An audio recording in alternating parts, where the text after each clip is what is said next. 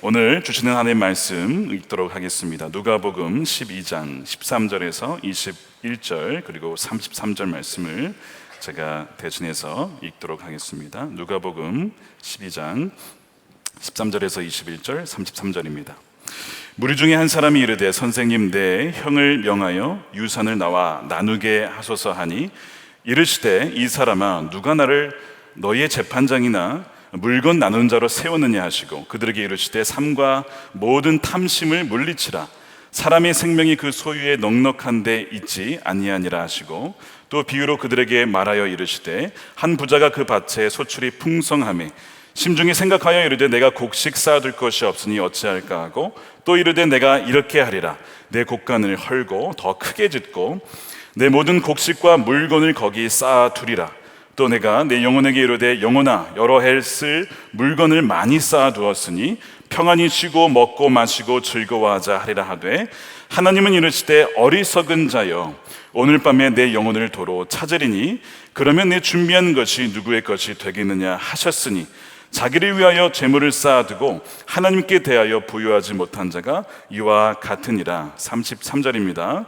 너희 소유를 팔아 구제하여 낡아지지 아니하는 배낭을 만들라. 곧 하늘에 둔 바 다함이 없는 보물이니 거기는 도둑도 가까이 하는 일이 없고 좀도 먹는 일이 없느니라. 아멘. 하나님의 말씀입니다. 네, 우리 영혼을 죽이는 7가지 죄 시리즈의 이제 5번째 시간입니다. 오늘의 주제는 탐욕입니다. 최근에 영끌족, 영혼을 다 끌어모아서 대출을 한다라는 의미에서 영끌족이라는 영끌족에게 큰 위기가 찾아왔습니다. 왜냐하면 지금 대출 이자가 올라간다라는 소식 때문에 그렇습니다.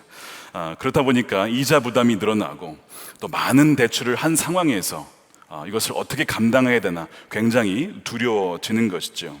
제가 한국에 와서 놀란 것 중에 하나는 뭐냐면 집값이 굉장히 비싸다는 것입니다.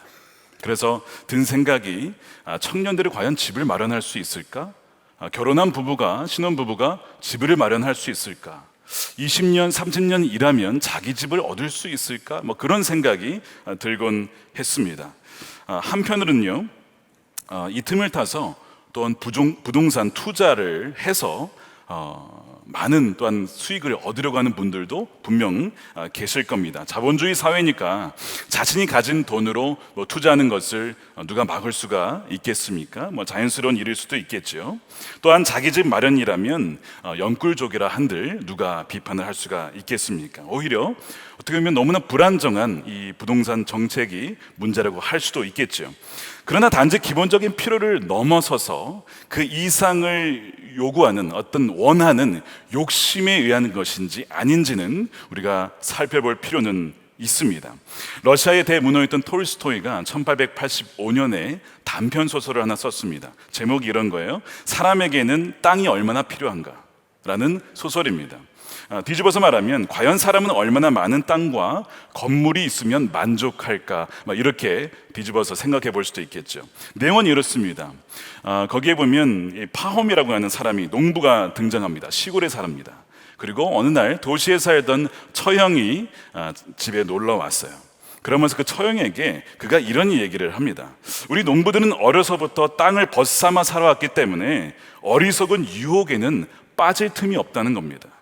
그래서 원하는 만큼의 땅만 가질 수 있다면 악마가 와도 두렵지 않아요. 이런 얘기를 한 거예요. 그걸 듣고 있었던 악마가 갑자기 화가 났습니다. 내가 두렵지 않다고? 그래 한번 너가 내 유혹을 이기나 보자면서 땅을 가지고 그 파홈에게 유혹을 하게 됩니다.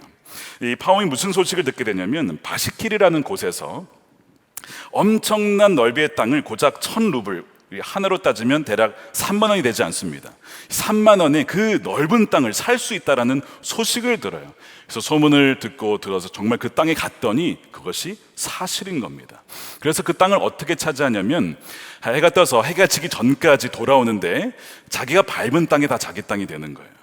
다만 조건은 뭐냐면 해가 지기 전에 돌아와야 됩니다. 이 파홈이 길을 떠납니다. 가는 곳이 다 자기 땅인 거예요. 얼마나 기분 좋을까? 여러분들 한번 생각해 보세요. 여러분들이 가는 밟는 땅마다 자기 땅이 된다고 생각해 보세요. 어디까지 멈추겠습니까? 멈출 수가 없죠. 멈출 수가 없는 거예요. 계속 갑니다. 근데 해가 지기 시작합니다. 이제 돌아와야 되죠. 근데 너무 늦게 돌아오기 시작한 것 같아요. 그래서 뛰기 시작합니다. 열심히 뛰었어요. 감사하게도 시간 내에 도착을 했습니다. 문제는 뭐냐면 도착하자마자 그가 죽었다는 것입니다. 너무 열심히 뛰었어요. 너무나 먼 거리, 너무 멀리 갔던 겁니다. 그래서 그 지역에 있었던 이 바스키르 사람들이 그 파움을 묻어줍니다. 그가 가진 땅은 그의 머리끝에서 발끝까지의 고작 2m 땅만 얻게 되었더라라는 것이죠. 톨스토이가 무엇을 전해주고자 하는 것일까요? 인간의 탐욕은 끝이 없다. 아무리 많은 땅을 주어도 그것으로 충분치 않다라고 느낀다는 것이죠. 그리고 인간은 죽으면 고작 2m, 이제는 화장을 하게 되면 몇 센치의 공간만, 아니면 아예 그것도 차지하지 못하게 되는 것이 인간의 삶이라는 것입니다. 물론 이 돈이나 재산은요 중요하죠. 그것 없이 우리는 생활을 할 수가 없습니다. 그래서 돈은요 굉장히 중요한 가치가 되고요, 또한 무엇인가를 구매할 수 있는 도구가 됩니다. 돈이 인간을 파괴할 수도 있지만 또한 돈이 인간을 살릴 수도 있습니다. 우리가 오늘 드린 헌금은요 죽어가는 사람들을 살리게 되는 돈이 되는 것입니다. 그러니까 돈 자체는 나쁜 것은 아닙니다. 문제는 뭐죠? 돈을 사랑하는 것입니다. 돈을 사랑하는 것이 바로 탐욕입니다. 인간의 탐욕은 끝이 없기 때문에 돈을 사랑함에도 끝이 없다는 것이고요, 결국에는 그것이 마지막에는 사망으로 이어지는 것이 너무나 많다는 거예요. 가평 계곡 살인 사건, 여러분 저번에 말씀드렸어요.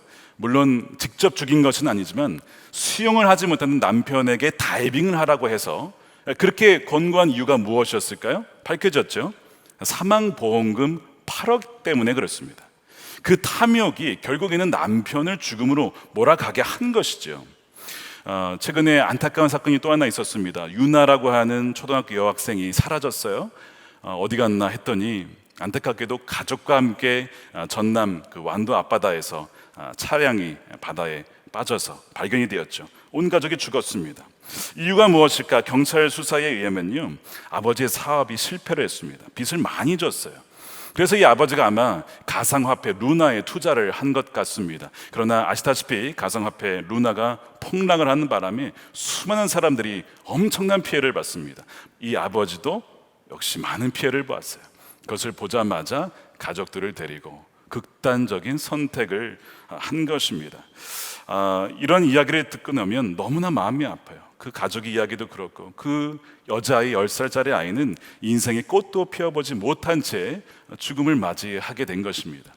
왜 많은 사람들이 이런 가상화폐에 몰리는 것일까요? 이 비트코인이라고 하는 가상화폐가 큰 성공을 거두었습니다. 수백 배의 수익을 낸 것을 보고 또 다른 가상화폐가 등장했을 때 이번엔 놓치면 안 되겠다 해서 많은 사람들이 거기에 몰리기 시작한 것이죠. 자신의 부채 상황을 뒤집을 만한 일확천금을 기대하는 것입니다. 그 동기에 무엇이 있냐면 무엇이 있을까요? 돈을 사랑하는 마음, 탐욕이 그 안에 있음을 보게 됩니다. 블록체인이라고 하는 기술이 나쁜 것이냐? 그렇지는 않죠. 앞으로 아마 블록체인 기술은 계속 발전해 나갈 겁니다. 문제는 그것을 가지고 짧은 기간 투기를 통해서 큰 돈을 벌고자 하는 그 욕심이 바로 사람들로 하여금 사망으로 인도한다는 겁니다. 야고보서 1장 15절 말씀을 한번 같이 읽어볼까요? 시작. 욕심이 잉태한 즉 죄를 낳고 죄가 장성한 즉 사망을 낳느니라. 이 사망에 가기까지 첫 시작은 뭐냐면 욕심이라는 거예요. 욕심이 죄를 낳는 것입니다. 욕심이 있으면 죄의 유혹을 거절하기가 어려워요. 욕심은 그 유혹을 끌어들이기 때문에 그렇습니다. 그래서 예수님 오늘 본문에서 탐욕을 물리쳐야 한다라고 말씀하시죠. 누가복음 12장 15절 말씀에 너희는 조심하여 온갖 탐욕을, 단지 하나가 아닙니다. 탐욕은 돈에 대해서, 명예에 대해서, 권력에 대해서 온갖 탐욕이 있어요.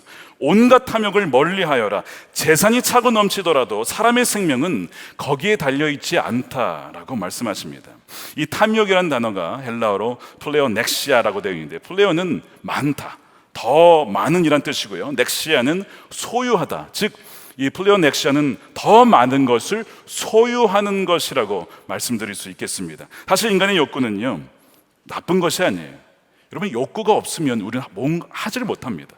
욕구는 선한 것이죠. 하나님이 우리에게 만들어 주신 것이고 주신 것입니다. 욕구가 있기 때문에 밥도 먹는 것이고, 욕구가 있기 때문에 선한 일도 하고자 하는 마음이 있게 되는 것이에요. 문제는 뭐냐면 죄 때문에 우리의 욕구가 왜곡되었다는 것입니다. 바른 것을 욕구하지 못하고 갈망하지 못하고 엉뚱한 것을 바라게 된 것이죠. 하나님은 우리에게 욕망을 주시면서 사실 하나님을 가장 열망하도록 우리를 지으셨어요. 근데 죄가 그것을 어떻게 바꿨냐면 돈을, 다른 우상을 가장 열망하도록 바꾼 것입니다. 그 대상을 완전히 바꿔버린 것이죠. 그래서 탐욕을 정의하면 이렇게 할 수 있습니다. 탐욕은 하나님으로 가장 만족하지 않고 다른 무엇인가를 가장 갈망하는 왜곡된 욕구다라는 거죠. 이것이 탐욕입니다. 그 탐욕이 사람의 생명을 끊고 사망으로 인도한다는 거예요. 단지 육신의 사망이 아니라 이 사망은요, 영혼의 사망을 의미합니다. 영혼의 사망을 의미해요. 그래서 탐욕이 참 무서운 것이죠. 특히 돈에 대한 탐욕은 모든 악의 뿌리가 된다라고 했습니다. 디모데전서 6장 10절 말씀도 함께 읽어볼게요. 시작.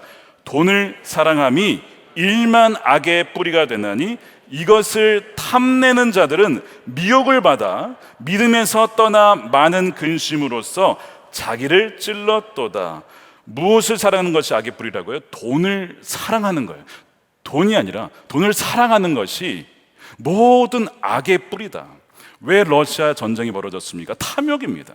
그 땅과 그 풍성한 자원을 차지하고자 하는 탐욕이 지금 온 세계의 많은 사람들을 고통스럽게 만들고 있는 것이죠. 탐심은 유혹을 받게 하는 것이고, 그것으로 하여금 결국에는 성경 뭐라고 하냐면 탐심은 믿음에서 떠나게 한다. 하나님도 버리게 만들 수 있는 것이 이 탐심입니다.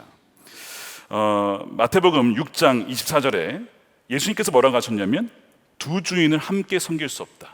그렇죠? 혹 이를 미워하고 저를 사랑하거나 혹 이를 중히 여기고 저를 경히 여김이라. 너희가 하나님과 재물을 겸하여서 섬길 수 없다. 하나님도 100%, 재물도 100% 이룰 수 없다는 거예요.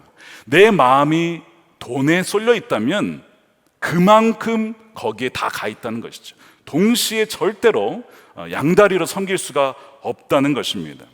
여러분, 예수님을 매일 따라다니고 예수님 말씀도 듣고 전도도 나가고 귀신도 쫓아내고 그러면서 예수님을 버릴 수 있을까요?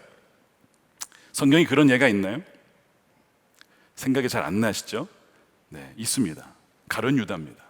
가룟 유다는요, 예수님의 제자로서 전도 여행을 갑니다.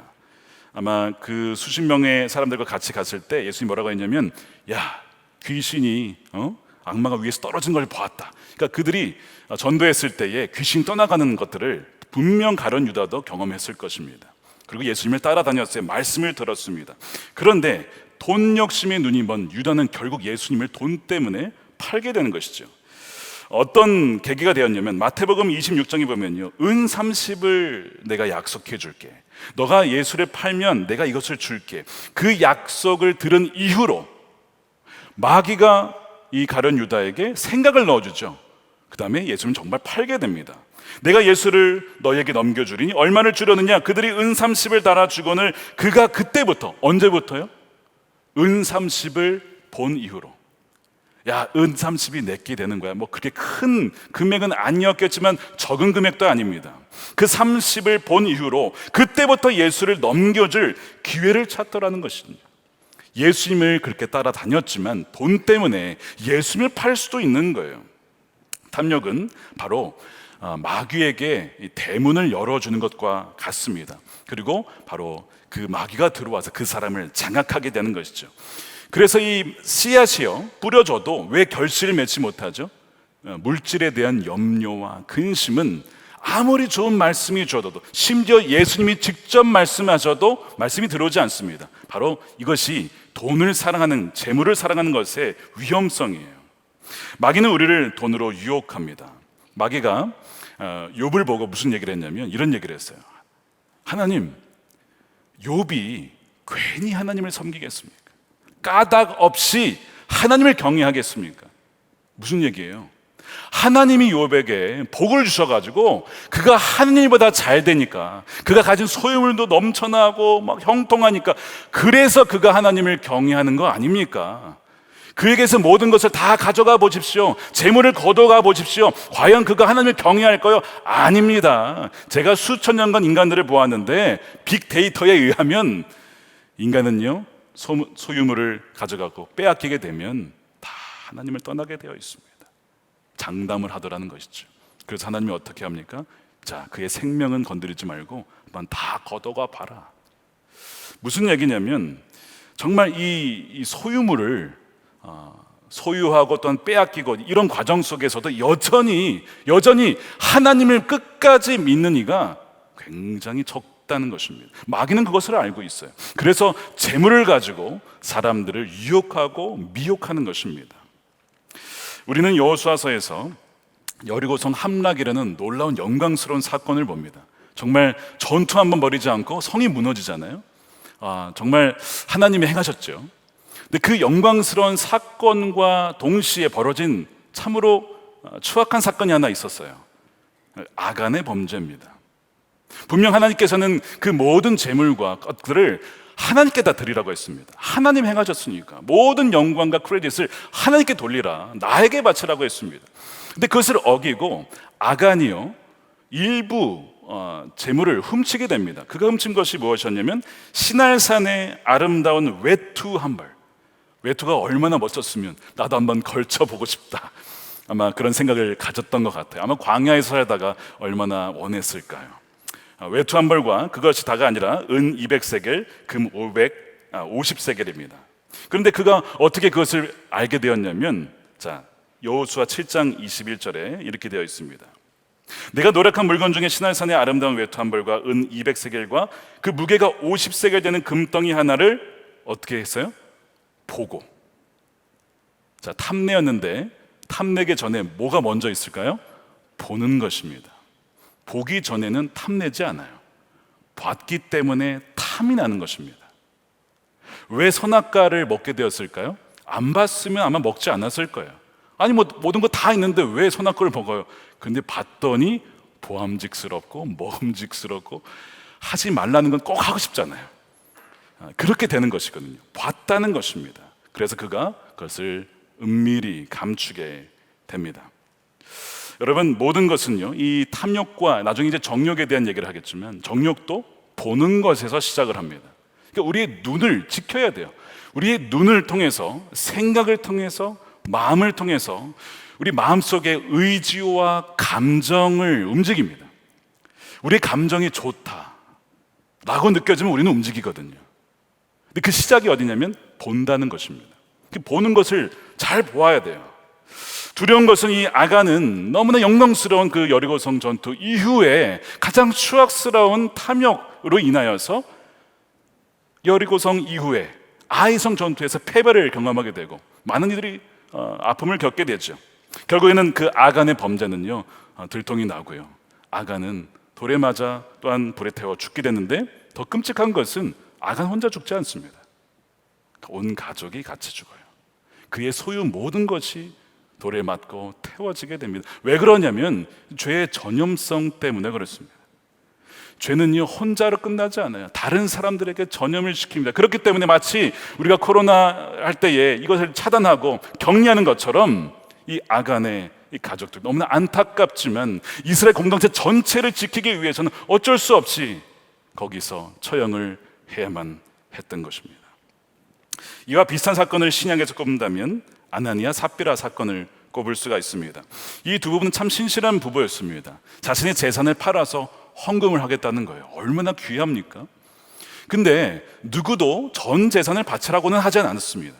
근데 그들은 전 재산을, 땅을 팔아서 바치겠다고 한 거죠. 근데 일부를 감추었어요. 차라리 일부를 감추고 일부만 드립니다. 전혀 문제가 없습니다. 속인 거예요. 왜 속였는가? 두 가지 탐욕이 들었습니다. 하나는 다 바치려고 하니까 아까운 거예요.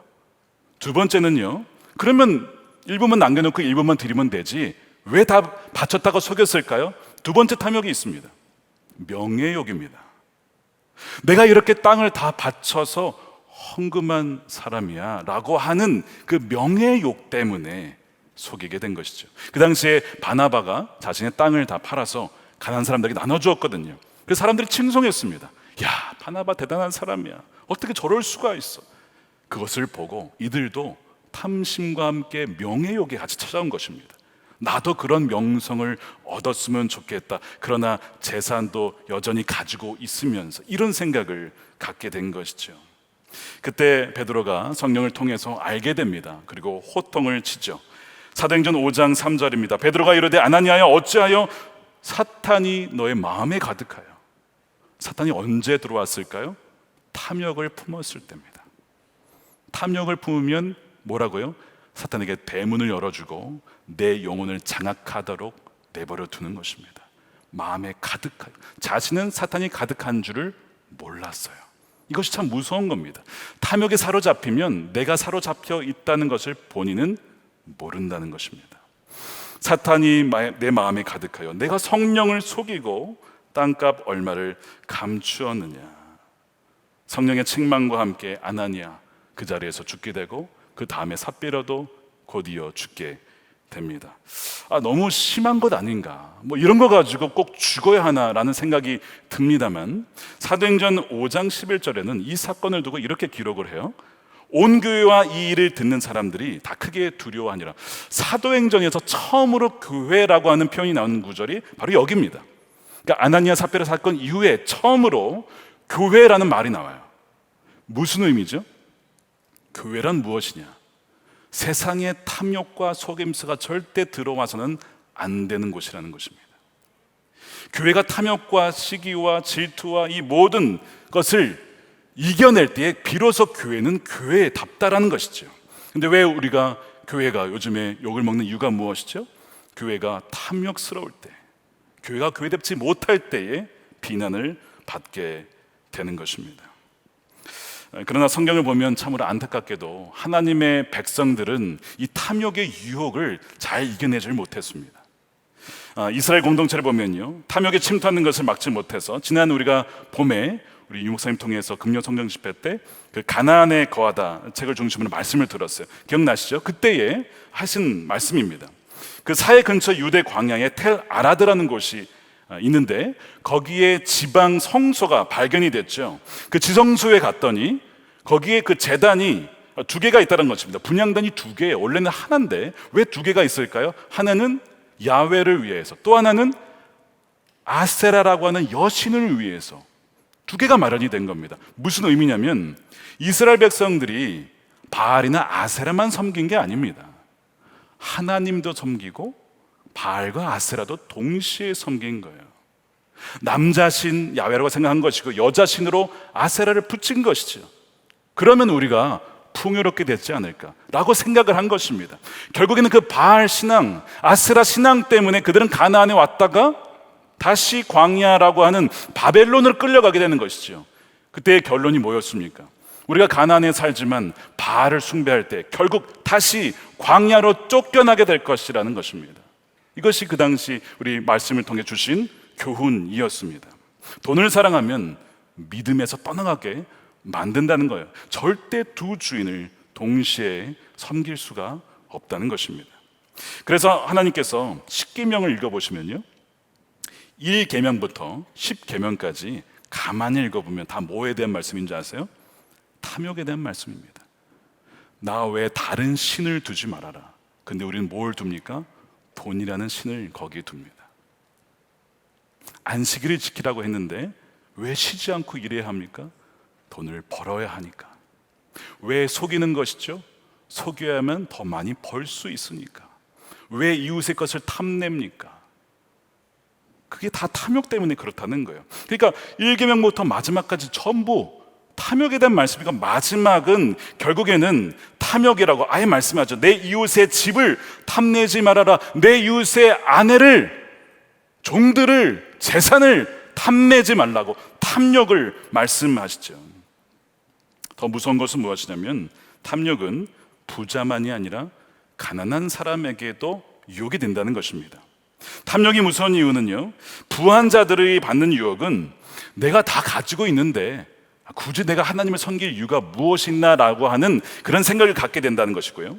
반대로 가난한 사람들은 가난하기 때문에 도둑질에 대한, 속임수에 대한 유혹을 받게 되고 하나님을 모독할 수도 있습니다.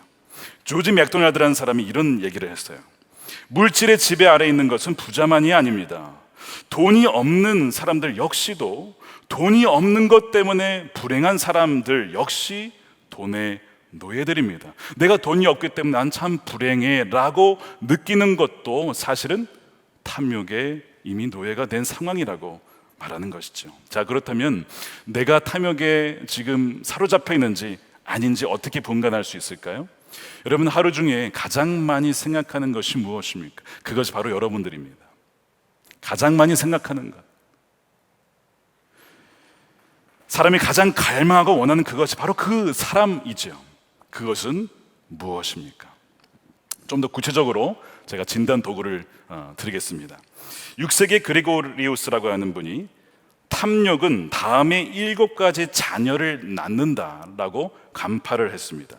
그 7가지 자녀는 무엇이냐면, 첫 번째 배신이고요, 두 번째 사기, 세 번째 거짓, 네 번째 위증, 다섯 번째는 불안, 여섯 번째는 폭력, 일곱 번째는 냉담함입니다.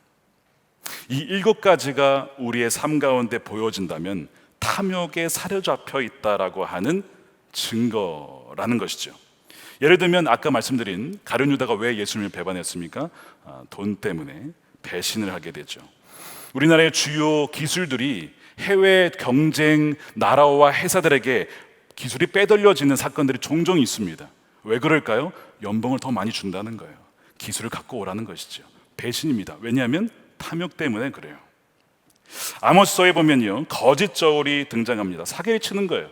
무게를 미리 더 달아놔요. 가벼운 무게인데 더 무겁게 해서 돈을 더 많이 받는 것이죠. 거짓 저울도 역시 바로 탐욕 때문에 등장하는 것입니다. 북이스라엘의 아합 왕과 또한 이세벨 여왕이 가진 것이 그렇게 많은데 누굴 걸 노리냐면 나봇이라고 하는 사람의 포도원을 노립니다. 근데 뺏을 수가 없는 거예요. 어떻게 하죠? 위증을 합니다. 건달 2명을 불러다가 이 나봇이 왕과 하나님을 저주했다라고 거짓 증언을 하게 해서 결국에는 죽게 만들고 그 포도원을 빼앗게 되는 거예요. 위증도 탐욕의 증거입니다. 참 변호사 분들께서 어려운 일이 있다고 해요. 분명히 이 사건은 변호하면 안 되는 것인데 변호를 해달라는 거예요. 기업에서.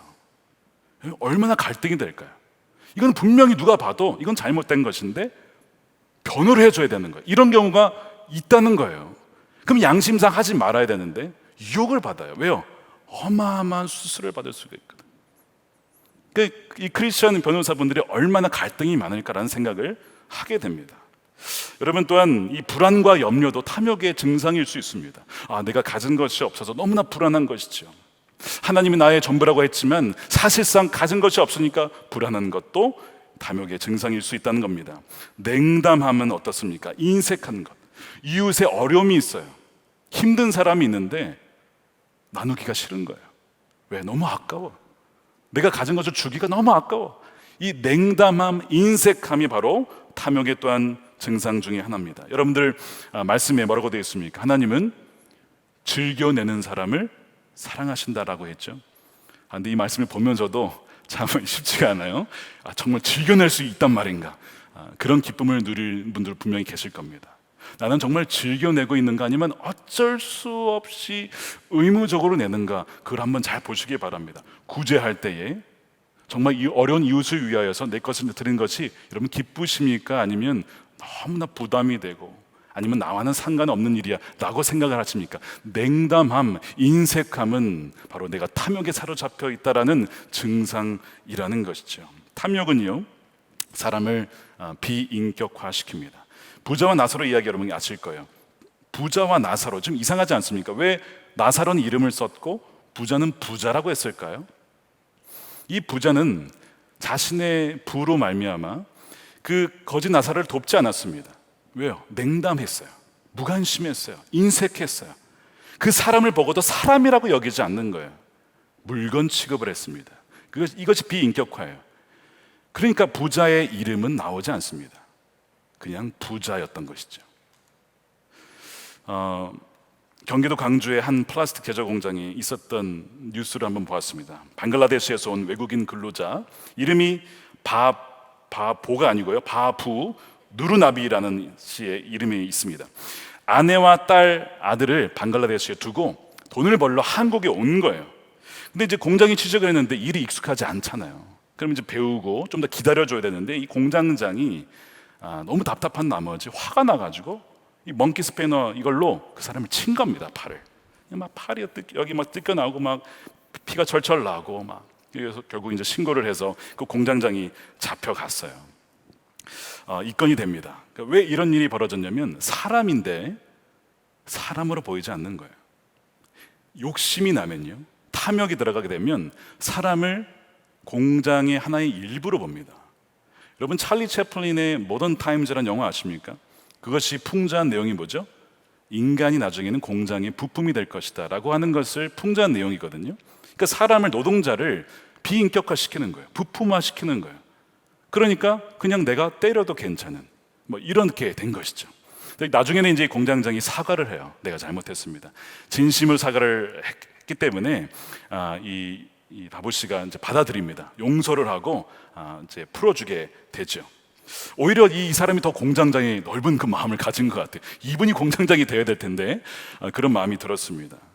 왜 한국이 이렇게 이웃에게 냉담하고 폭력적이고 인색한 나라가 되어가고 있는가? 돈에 대한 끝없는 욕심과 탐욕 때문이 아닐까? 이렇게 인간을 흉측하게 변형시키는 것입니다. 오늘 우리에게 이런 7가지 증상이 있다면 너무나 심각한 거예요. 나는 이미 탐욕에 사로잡혀 있는 것입니다. 오늘 본문의 이 부자 비유는 어떤 한 사람의 요청에 의해서 시작이 됩니다. 어떤 요청이냐면 이런 요청이에요. 13절입니다. 무리 중에 한 사람이 이르되, 선생님, 내 형을 명하여 유산을 나와 나누게 하소서. 유산 분쟁이 있는 어떤 형제가 예수님께 와서 명령을 해달라는 거예요. 나도 유산을 받게 해달라는 것입니다. 형과 유산 분쟁이 있었던 것이죠. 형이 아마 유산을 다 가진 것인지 그건 모르겠지만 이 문제 때문에 형과 다투게 된 것 같습니다. 그때나 지금이나 이 유산 때문에 형제들과 가족들이 싸우는 일들이 굉장히 많습니다. 2013년에 서울 강서구에서 벌어진 상속 갈등이 있었다고 해요. 아버지가 죽고 유산을 남겼는데 어머니가 자신이 아니라 형이 아니라 남동생에게 유산 일부를 넘기려고 한 겁니다. 이거 화가 나 있었는데 어느 날 어머니가 잔소리를 한 거죠. 어머니가 잔소리할 수 있죠. 화가 나서 그 어머니를 죽입니다. 이 유산 때문에 어머니를 죽여요. 징역 20년을 선고받습니다. 돈에 대한 탐욕은요, 가족이 없어요. 어머니, 아버지, 형제, 자매 다 갈라놓게 되는 것이죠. 한국에서 통계를 보니까 2016년 상속 재산분할 심판 청구가 1223건이었는데 5년 뒤에 2배가 되었습니다. 2095건에 이르렀다고 해요. 소송 사유가 불공평한 생전 증여가 75%. 그러니까 불공평하다, 이거 이 재산이 증여하는 것이. 그것 때문에 소송을 건 것입니다. 누구의 대상으로? 가족을 대상으로 소송을 건 거죠. 근데 예수님께서 이 사람의 요청에 대해서 뭐라고 하시냐면, 무엇이 공평한 유산 상속이냐라고 정해주지 않으십니다. 공정한 유산 상속이 중요하지 않다는 것이 아니라, 아무리 그것이 공정해도 탐욕이 있으면 결국에는 사망을 낳게 된다는 것이죠. 너희 안에 탐욕이 있다는 것을 지적을 하시는 거예요. 예수님이 유산을 나누게 해달라는 요청에 바로 탐욕을 멀리해라, 그것이 바로 15절 말씀입니다. 사람들에게 말씀하셨다. 너희는, 그러니까 너희라고 했기 때문에 그 사람만이 아니에요. 거기에 모여 있었던 사람들에게, 전체에게 얘기를 하신 것이죠. 너희는 조심하여 온갖 탐욕을 멀리하여라. 재산이 많아도 사람의 생명은 거기에 있지 않다는 것이죠. 바로 그 남자를 비롯해서 우리 모든 인간의 중심에는 탐욕이 도사리고 있음을 주님은 깨뜨려 보시는 것입니다. 우리에게도 동일하게 오늘 말씀하시는 거예요. 너희는 모든 탐심과 탐욕을 조심해야 한다. 사람의 생명은 거기 있지 않다. 이 생명은요, 단지 육신의 생명이 아닙니다. 헬라어의 생명을 가리키는 단어가 2가지가 있는데, 오늘 이 본문에는요, 조에라고 해서 영원한 생명, 영생을 얘기해요. 이 영생이 탐욕 때문에 사라질 수도 있다. 놓칠 수도 있다. 영생은 우리의 인간이 가진 것으로 좌지우지되지 않다라는 것을 예수님은 경고하시는 것입니다. 탐욕은 사람을 속여요. 그래서 오늘 본문에 보면 이 이제 비유를 시작하시죠. 어떤 사람이 열심히 일했습니다. 속인 것은 없습니다. 사기쳤다는 기록도 없어요. 열심히 성실하게 벌었는데 이 사람의 문제는 무엇이냐면요, 이 부라는 것이 사람을 어떻게 속이냐면, 부가 있으면 나는 평안하다, 안전하다라는 생각을 갖게 한다는 것입니다. 부는 사람을 속입니다. 그것이 평안을 준다라고 생각하고 그것이 나에게 생명을 준다라고 착각하게 만든다는 데 있습니다. 자, 그래서 19절 말씀이 이렇게 되어 있어요. 내가 내 영혼에게 이르되 영혼아, 여러 해 쓸 물건을 많이 쌓아두었으니 그걸 볼 때 어떤 마음이 들어요? 평안이. 저는 뭐 그런 걸 느껴보지 못해서 모르겠지만 그걸 보면 내 인생은 잘 준비되었다.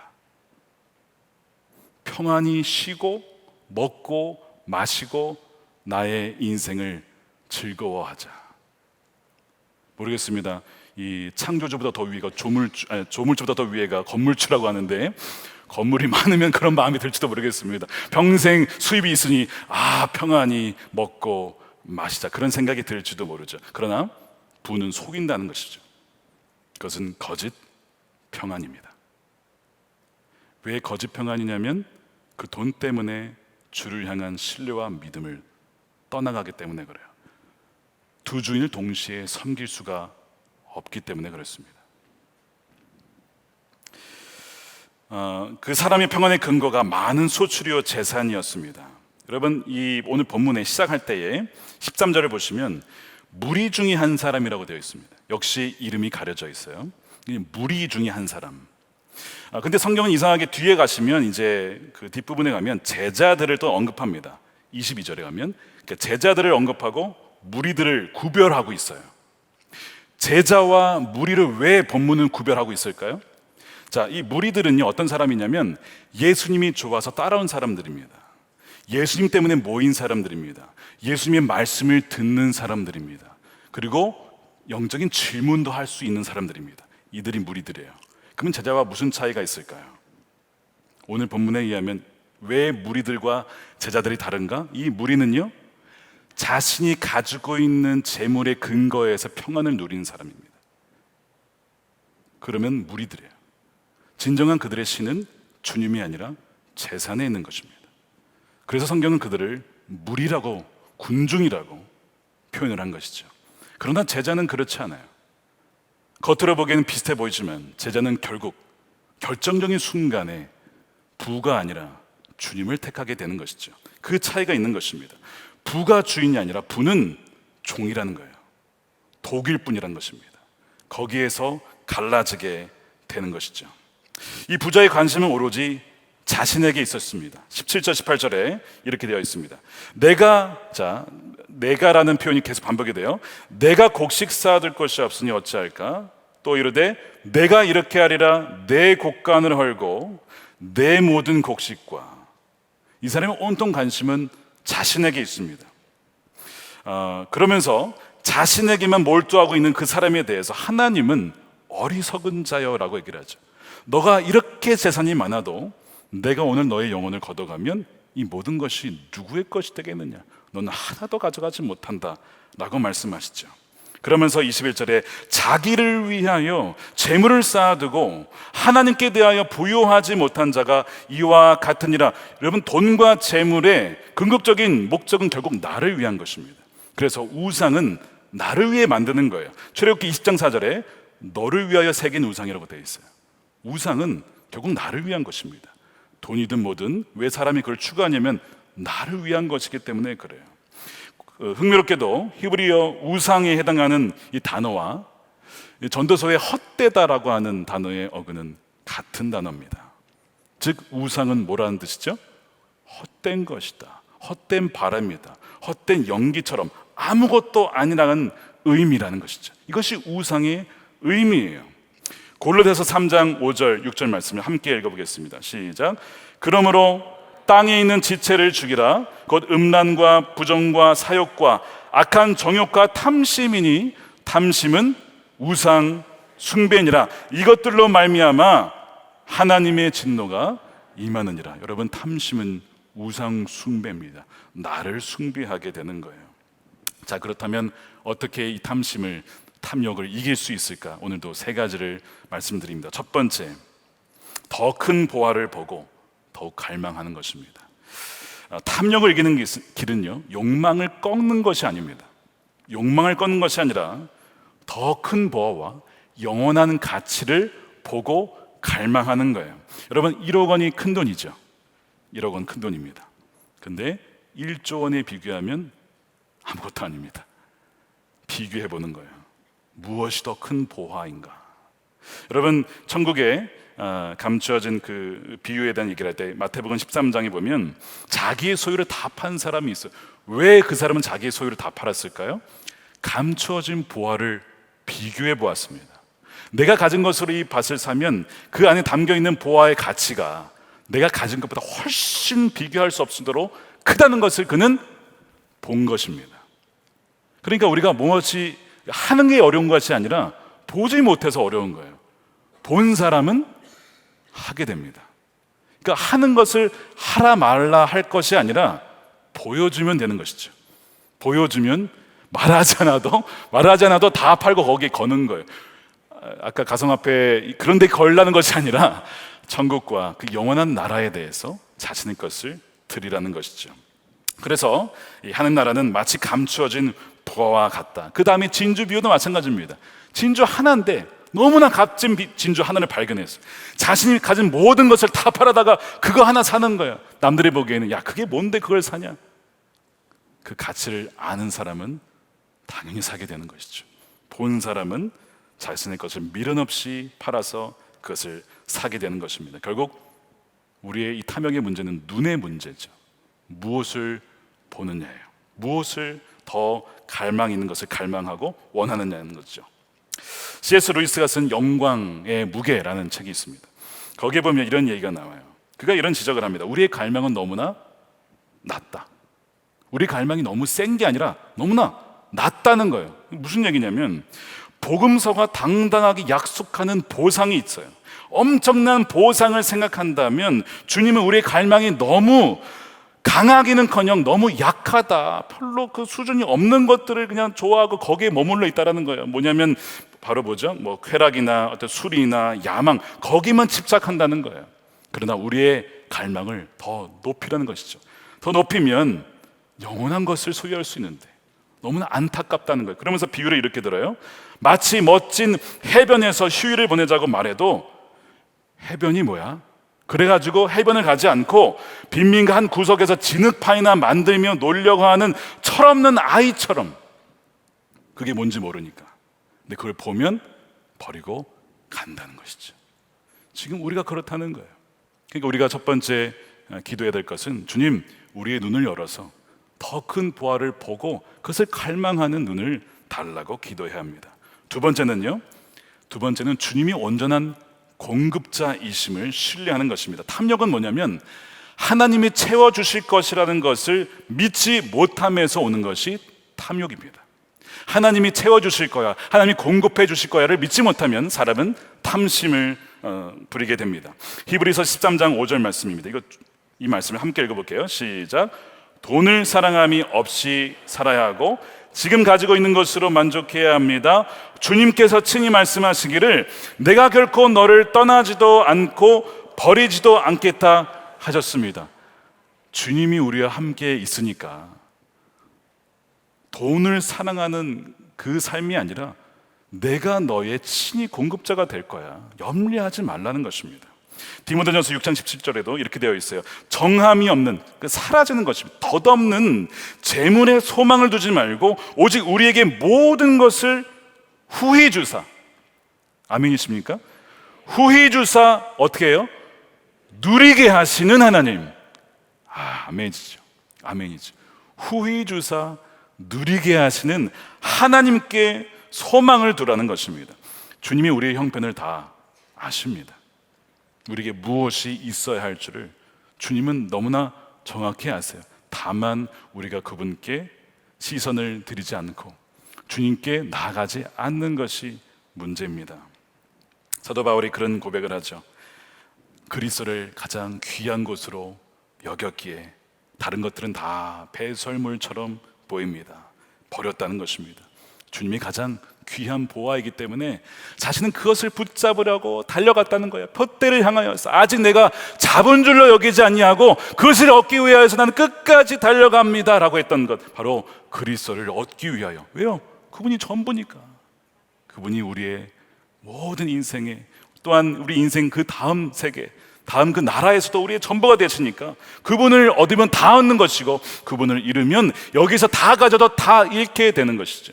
사도 바울의 고백이에요.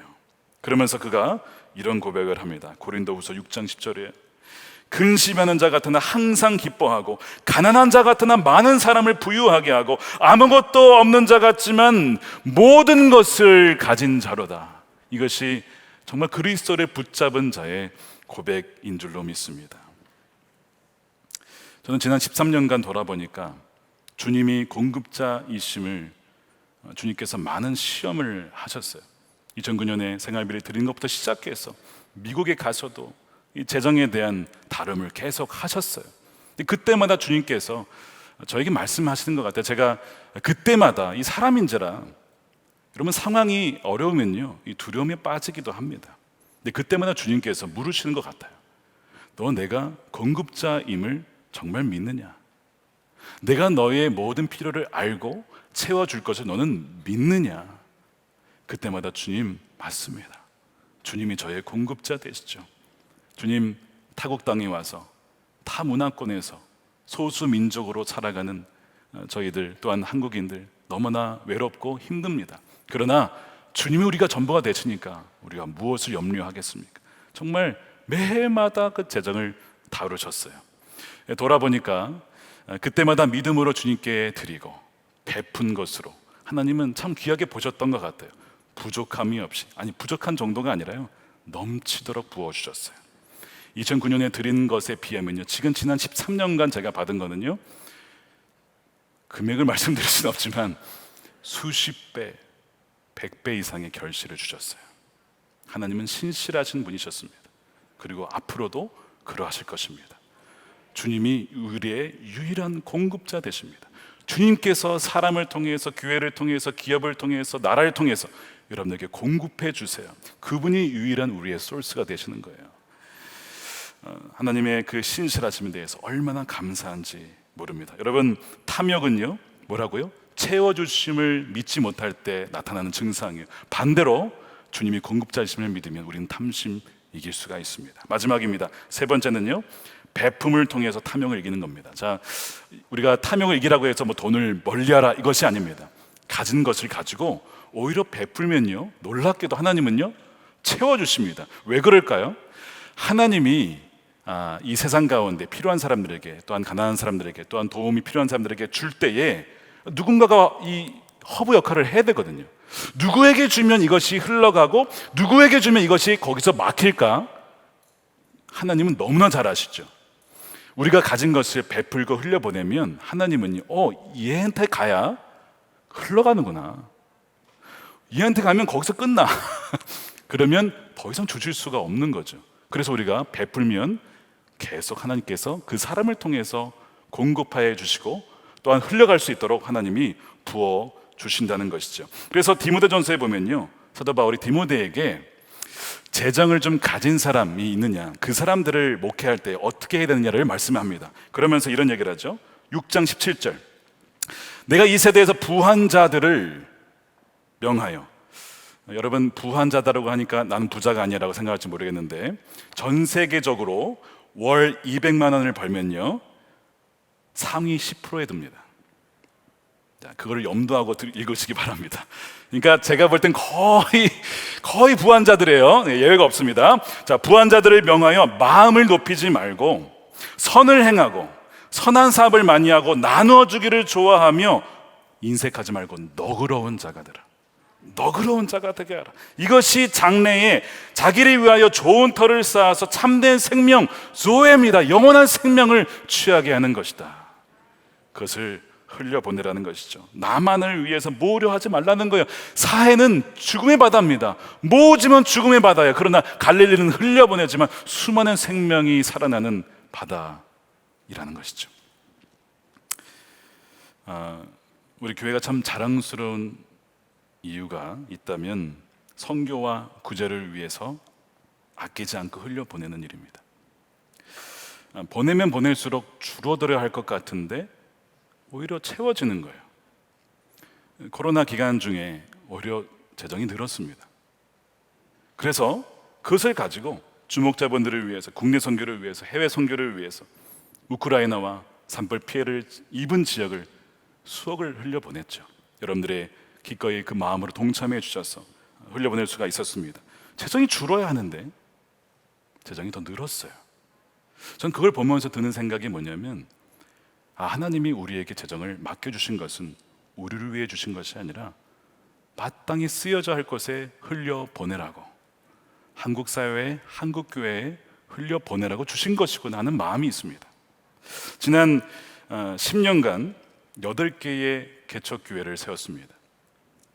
수지선한목자교회, 강남선한목자교회, 함께하는 교회, 예수님의 사람들 교회, 주 안에 있는 교회, 포도나무 교회, 우리는 교회, 예수동행교회, 그리고 파송 선교사님들을 보내고 재정을 흘려 보내고 있습니다. 이것이 또한 이 교회를 살게 한 것이다 라는 것이 느껴졌어요. 우리만을 위해 살지 않고 새로운 건강한 교회를 세우게 하는 것이 이 교회를 또한 살게 했구나. 앞으로도 건강한 교회를 세우는 개척은 계속될 것입니다. 하나님이 우리에게 맡겨주신 사명이에요. 그래야만 또한 살기 때문에 그렇습니다. 그것만이 아니라 우리는 전 세계로 흩어져야 되죠. 지역으로, 또한 북한으로, 또한 열방으로 흘려보내야 되고, 또한 모였다면 흩어져야 할 것입니다. 이것이 바로 탐욕을 이기는 길이고 하나님이 진정 쓰실 수 있는 사람과 가정과 교회가 되는 길입니다. 자, 오늘 말씀 결론을 맺겠습니다. 오늘 말씀의 결론은 33절에 있습니다. 함께 읽어보겠습니다. 시작. 너희의 소유를 팔아 구제하여 낡아지지 아니하는 배낭을 만들라. 곧 하늘에 둔 바 다함이 없는 보물이니 거기는 도둑도 가까이 하는 일이 없고 좀도 먹는 일이 없느니라. 여러분, 원금 보장 100%에 수익률 수천 %가 있다면 여러분 하시겠습니까? 바로 여기 말씀하시는 거예요. 하늘에 쌓는 보물, 절대 도둑이 들지 않고 망하지 않고 손해보지 않고, 아니 영원한 가치를 누릴 수 있는 것이 바로 구제와 선교에 흘려 보내는 일입니다. 우리가 오늘 이 탐욕에 대한 말씀을 들었는데 점검해 보면 우리가 얼마나 탐욕스러운 자인지를 알게 되죠. 이 시간에 이 세 가지 말씀을 돌아보면서 주님, 우리가 탐욕을 이기고 정말 인색한 자가 아니라, 또한 무정한 자가 아니라 정말 베풀고 또한 흘려보내며 정말 주님의 마음에 있는 곳에 우리가 그곳에 가서 또한 섬길 수 있는 주님의 복된 자가 되기를 우리 함께 기도하며 나갔으면 좋겠습니다. 우리 함께 기도할 때 먼저 우리 찬양을 함께 부르시고요, 우리 세 가지 놓고 기도하도록 하겠습니다. 주 앞에 엎드려 경배합니다. 이런 찬양입니다. 거기에 보면 나의 모든 우상들을, 나의 보좌를 모두 다 내려놓겠습니다. 이 시간에 우리의 우상이 무엇이었습니까? 돈이었습니까? 명예였습니까? 권력이었습니까? 다 내려놓고 주님께만 경배하고 올려드립니다. 우리 함께 찬양하겠습니다.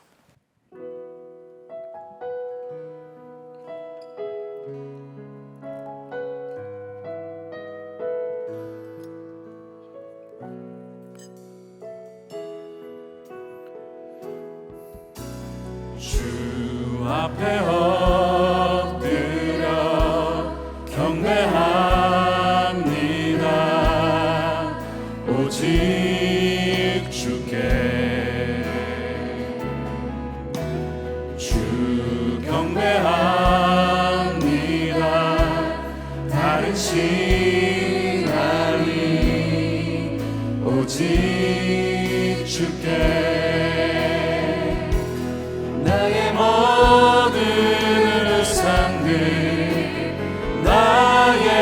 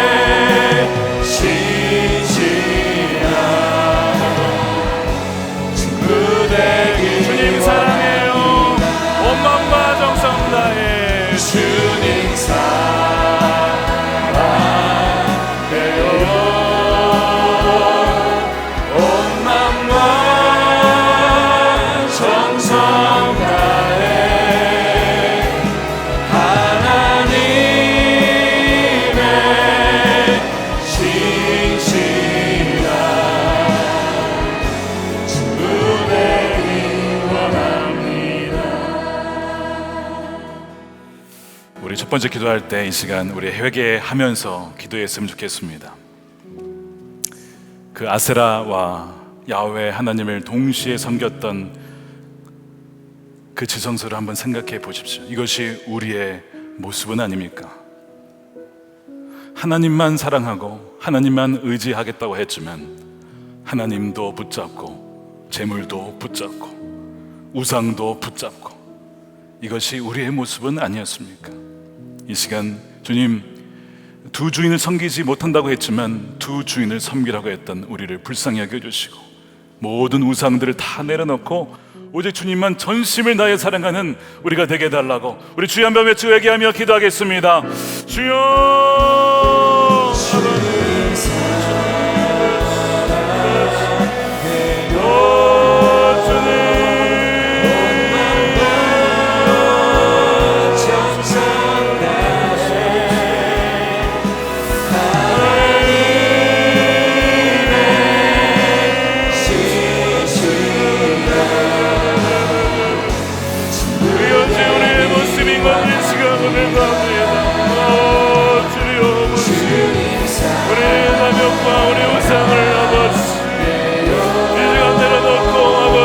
영그런 마음으로 소개를 하고 온 마음과 영성을 다하여 주를 섬기지 못했던 우리를 긍휼히 여겨주시옵소서.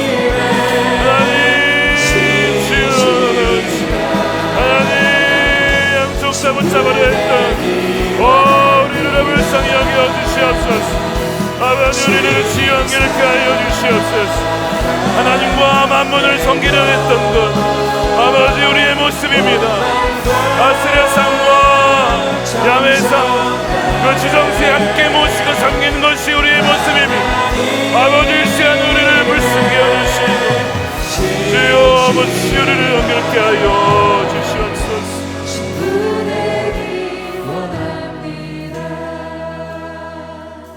우리 두 번째로 기도할 때 우리 아까 나눈 것처럼 우리의 갈망이 너무 센 것이 아니라 너무 약해서 보잘것없는 물질에 그것을 갈망하고 그것에 만족한 것이 우리의 문제라고 했습니다. 주님, 이 시간에 우리의 눈을 활짝 열어주셔서 그 밭에 감추어진 보화를 발견한 그 사람처럼 값진 그 진주를 발견하여서 자신의 모든 소유를 팔았던 그 사람처럼 그 사람이 가졌던 그 눈을 우리에게 허락하여 주옵소서. 그래서 영원한 우리의 가치여 보화 되신 예수 그리스도와 아버지 그 하늘나라 아버지 더 존귀하고 귀한 그 보화를 바라볼 수 있는 우리가 되어서 하나님 평생토록 주님만 붙잡고 나아가는 우리가 되게 해달라고 우리 주여 한번 외치고 기도하겠습니다. 주여 아버지 하나님 그렇습니다. 하나님 더 큰 보화 영원한 보화 영원한 가치가 있는 그 보화를 바라보며 나가게 하여 주시옵소서. 하나님 주여 우리에게 그 눈을 허락하여 주시고 온 자는 자신의 것을 다 팔아서 그 땅을 사느니라 그 진주를 사느니라 하였습니다. 아버지 주여 하나님은 이 시간에 우리에게 그 마음과 눈을 열어주시옵소서. 우리에게 그걸 볼 수 있는 눈을 열어가지고 주시옵소서. 오늘 주님만을 붙잡고 곁대를 향하여 입에 잡은 줄로 여기지 아니하고 마지막 그날까지 그리스도 안에서 발견되게 하여 주시옵소서. 주 안에서 발견되게 하여 주옵소서. 주 안에서 주여 발견되는 복된 주의 자녀들이 되게 하여 주시옵소서. 하나님 감사합니다. 하나님 주여 하나님 은혜를 위하여서 할렐루야 하나님을 사랑하여서 하나님 이름을 얻으신 하나님을 찬양하며 할렐루야 하나님을 사랑하게 하시고 하나님 주여 감사합니다. 시라 주님만 바라보며 오 주님 우리 마지막으로 우리 기도하기 전에 여러분 세 번째 기도가 끝나면 위에 강단 위에 올라오셔서 우리 간절히 기도하실 분들 올라오시고요. 그다음에 우리 BGM으로 바뀌면 우리 안수 기도 시작하도록 하겠습니다. 우리 세 번째로 기도할 때는 주님이 유일한 우리의 공급자이심을 주여 신뢰하게 하소서. 더 많이 베풀게 하시고 구제하게 하시고 또한 나누어서 하늘의 보물을 쌓게 하시고 그리하여서 베풀므로 탐욕을 이기게 하소서. 주님께서는 베풀고 나눈 자에게 또한 채워주십니다. 그의 나라와 영광을 구한 자들에게 있어야 할 줄이 무엇인지를 아시기 때문에 넉넉하게 후히 주시고 베풀어 주시는 그 하나님을 이 시간 신뢰하면서 우리 주여 한번 외치고 함께 기도하도록 하겠습니다. 주여 감사합니다. 주님이 우리의 공급자 되심이나 주님이 우리의 영원한 신자자 되시고 우리의 공급자 되심을 시간 고백합니다.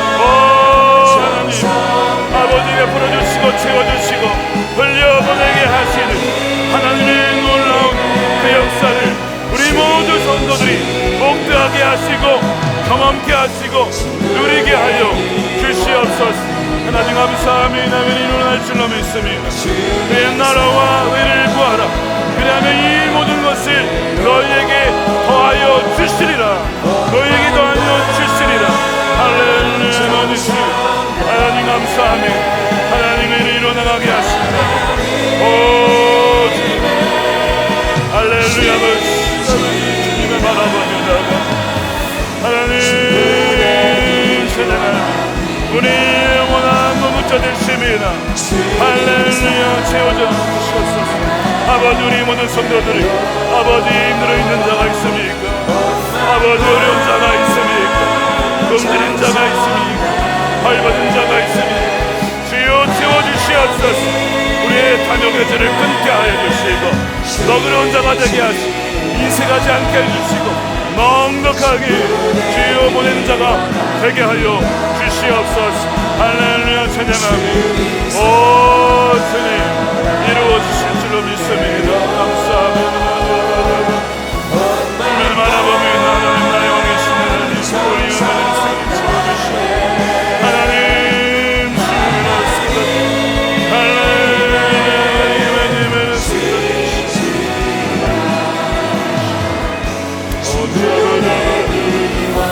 주님 감사합니다. 주님 찬양합니다.